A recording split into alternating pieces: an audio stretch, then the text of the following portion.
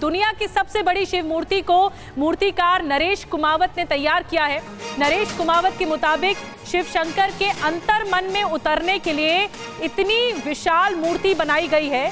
भोले भंडारी के भक्त 4 लिफ्ट के जरिए अपने आराध्य के भीतर प्रवेश कर सकेंगे और दर्शन कर सकेंगे।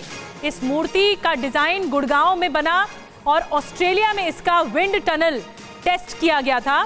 मूर्तिकार नरेश कुमावत से बात की TV9 संवाददाता ध्वज आर्य ने। सुनिए जरा। बड़ी है कि गांव बस जाए इसके अंदर, तो ये आइडिया ये कहाँ से आया? इतनी बड़ी मूर्ति, इतनी विशाल काय मूर्ति बनाने में कितना आपको जो है परेशानियों का जो है सामना करना पड़ा? बीच में कोविड भी आया था। 2 लाख स्क्वायर फीट एरिया इस मूर्ति के अंदर का है लगभग। अगर नीचे का पहाड़ और ऊपर की मूर्ति का अंदर का एरिया अगर गिना जाए तो ऑफ कोर्स उसमें एक पूरा का पूरा एक शॉपिंग मॉल कहें या एक गाँव कहें पूरा बसाया जा सकता है।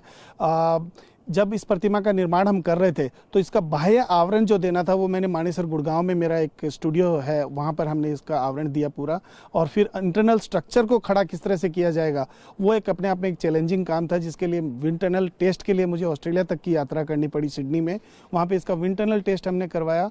250 की रफ्तार से भी अगर कोई तूफान आता है तो ये मूर्ति उसको सहन कर सकती है। ऐसी टेक्नोलॉजी का हमने इसमें इस्तेमाल किया। ये जो मूर्ति आपने बनाई, जब इसकी शुरुआत थी तो 251 के आसपास ऐसा मेरे जो है जानकारी में आया कि 251 फुट रखने की जो है प्लान था, लेकिन धीरे धीरे जो है इसकी हाइट बढ़ती गई और आज 369 फीट की जो मूर्ति है वो दुनिया के सामने खड़ी है। मुझे कहते हुए खुशी भी है और रोमांचित भी महसूस कर रहा हूँ कि मदन पालीवाल जी ने एक गुरु स्वरूप मेरी मदद की और उन्होंने सिखाया कि जब चैलेंजेस आए आपके सामने आए तो अपने खुद के चैलेंज को और बड़ा कर देना चाहिए।